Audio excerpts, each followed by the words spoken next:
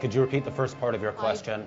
Well, there were three things I picked up from this, and of course your viewpoint is important here. One, flotilla could provoke actions, as Hillary Clinton said, in Israeli waters. And that was another interesting point. And then finally, for Israelis, they have the right to defend themselves. Do you think that's a green light that's given by Israel, by the United States, for Israel to attack unarmed civilians, in this case in point being the ones from the United States on board their ship? Well, with regard to her comment about Israeli waters, that's just another indication of Hillary Clinton's ignorance, something that I wouldn't think would surprise anyone a great deal by now. Of course, the flotilla is a provocative action. It's intended to demonstrate the criminality of this siege and the Zionist occupation as a whole. Its goal has never been the delivery of humanitarian aid alone. There are, I think, a total of 10 ships, 2 of which are carrying aid. The focus is on solidarity with the Palestinian people and their struggle for liberation. And in terms of the U.S. offering Israel a green light, unfortunately the history of Israeli-U.S. relations has been a history of green lights. My country's governments have never been willing to stand up to Israel, even when Israel was slaughtering our own military personnel, as in the case of the USS Liberty.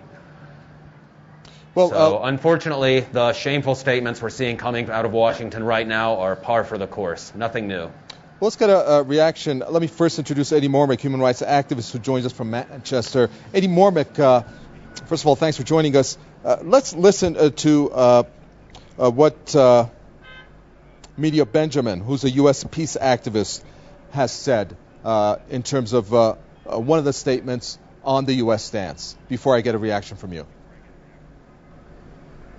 We're trying to put pressure on our government and say you're supposed to be protecting us, American citizens, and not the government of Israel, and that you should be pressuring Israel to say, let this flotilla leave Greece and let this flotilla arrive in Gaza, deliver the letters that we've brought for the people there, and not be obstructed by the Israeli military.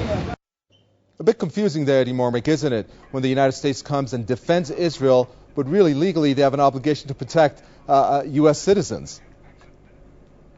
Well, it just goes to show that Israel's illegal hold over Palestinians extends far beyond its borders, and the control with which it has over other governments' decisions to maintain that wholly illegal and immoral siege on the Gazan people. I mean, right now they are more or less deciding that boats can't even leave the Greek port to go to Gaza, directly to Gaza. This is, under normal circumstances, Israel would have no right, as any nation would have no right, to say who should come in and who should leave an entity which they should have no control over whatsoever.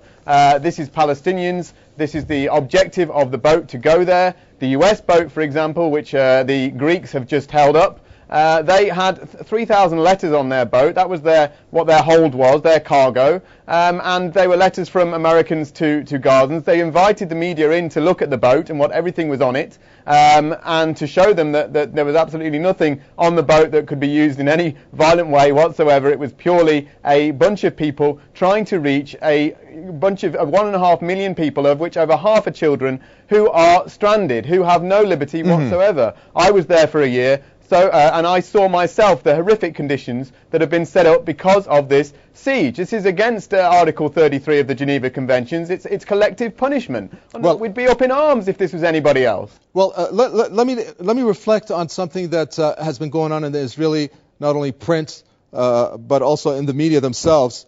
They are charging that sacks of chemicals had been loaded onto the vessels, and they refer to sulfur that's going to be used against the Israeli soldiers. What do you think is going on with this type of, alleged, some calling it propaganda, because the ships are being obviously inspected.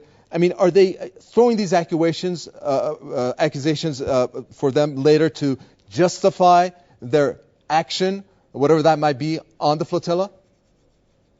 Of course. This is purely fabrication. This is complete lies. All of the boats are going to be verified and have been verified by the Greek authorities. This is a political pressure from Israel on the Greek authorities to stretch the blockade, not only of the Gazan people, not only of the 1.5 million people inside this tiny strip of land, most of whom have never left the place because of Israel's hold on it, but this is actually stretching out to the Greek borders now, and the US boat and the Canadian boat that have not been able to leave. So really, we're calling on everybody to put the pressure back, to say, no, this is not possible that this Israeli Navy is going to be sabotaging these boats with these divers. Since when would another country have the right to do that on other people's shores? This is where people have to stand up. This is where civil society must get involved, must contact the Greek authorities and say, please, let these people break the siege. Let these people expose what horrific conditions the Gazan people are held under, and show the brutal edge of the Israel's control over it. And pressure, and everybody should rise up and say, let them through. When you say that, that's a very good point. That's a very good point. And Dr. Strand, we have 22 countries that are involved in this flotilla. Why haven't these countries called on Israel to let the flotilla of these unarmed civilians, really, of activists who are trying to basically deliver some goods, all these letters, and just pressure Israel into letting the flotilla go? Why aren't the countries being more responsible to act on the behalf of the respective citizens? Well, I think it is because of political reasons, because there is so much pressure. It's so much pressure from the United States, it's so much pressure from Israel. All these countries, they know very well what is going on. United Nations knows very well what is going on. But when it comes to the people of Gaza, it seems like they are forgotten. They are just left, and no one really has the will to do something about it, because they could really do something about it if they wanted to, because they have the facts. We all have the facts. We all have the reports from the International Red Cross. We have the reports from Amnesty, from Oxfam, from everywhere, and from the United Nations, of course. So everyone knows. I visited the West Bank with a group of doctors 2 years ago, and there was a young woman that turned to me and she said, "You all see, all the world can see what is happening here. Why do you just let it happen? Why don't you do anything about it?" And she was so true about it, because we know what is happening. I mean, we give so much aid to the Palestinians. 80% of the people in Gaza are dependent of aid from outside, and we keep giving them aid, but we don't give them the possibility to produce and to export. Right. So they are dependent of aid, for instance. Okay, I'm going to bring Joe Catron back in here. Joe Catron, I'd like now for you to listen to the U.S. State Department spokeswoman Victoria Nuland and her statement before I get a reaction from you. Let's take a listen. Delivering or attempting or conspiring to deliver material support or other resources to or for the benefit of a designated foreign terrorist organization, such as Hamas, could violate U.S. civil and criminal statutes and could lead to fines and incarceration. Of course, one of the things I didn't hear there, but it actually is going to involve criminal prosecution, as the State Department spokeswoman has said. And also tell us what you think of the severity of that, and basically calling this effort of delivering the aid to Hamas, whom they call a terrorist organization, as if it's for Hamas and not Palestinians in the Gaza Strip. Right. Well, this is just one more of the dirty tricks that Israel is either pulling or convincing other governments to pull on its behalf. It's really pulling out all the stops here. Threats of prosecution, acts of sabotage, bureaucratic obstruction, and none of it should really be surprising to us, I don't think. I mean, we're dealing with a regime that was founded in ethnic cleansing and perpetuates itself only through apartheid. What are a few threats of prosecution or acts of sabotage or bureaucratic obstruction compared to that, really? it's entirely expectable. Adi Mormick, you have been to the Gaza Strip. You are aware of the situation there. Let's come in defense of Israel. They have, in recent times, been somewhat easing the movements of access of goods and material into Gaza. We saw also what happened with the Rafah border crossing. Some may say, well, why not let's just abide by what Israel wants, for the flotilla not to go ahead with it and basically to deliver aid based on Israeli terms in order to avoid a confrontation.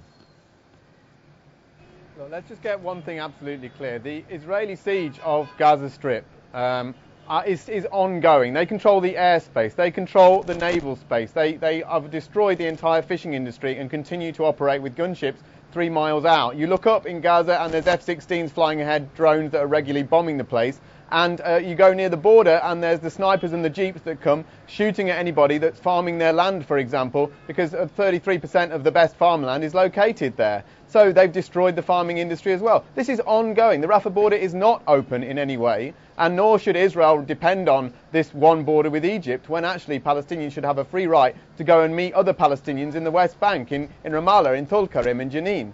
This is about human freedom. This is about letting Palestinians live like any other human beings, and they are currently denied that by this ongoing Israeli siege. Only 11% of the cement that is needed is coming in. This is an improvement. So many other goods are still not allowed to come in. So much businesses have been destroyed. About 3,900 industries have gone under because of what Israel has done. 95% of the industry has been destroyed. This is ongoing. This is a continuing siege. Nothing has stopped. You only have to go there and look around for half an hour to see this. So these are international crimes, and the whole world should stand up, whether it's boycotts, divestment and sanctions, supporting the flotilla and letting these wonderfully courageous people to enter the Gaza Strip like anybody should be able to, and pushing for let Palestinians to come out and in, with free goods coming out and in as well, like any other human beings would expect around the world. We're unfortunately running out of time. Real quick, I'd like to go to Dr. Strand. Dr. Strand, there was a press conference that was held in which some of the organizers basically made their statements. And there was a statement made by a U.S. peace activist by the name of Ann Wright, which I'd like to play right now in order to get your reaction of what the implications of what you said means. Let's take a listen in. We have learned that an Israeli law center financed by an American conservative religious group headed by John Hagee is funding the attack on the Gaza flotilla. We call on the Greek government to let us sail.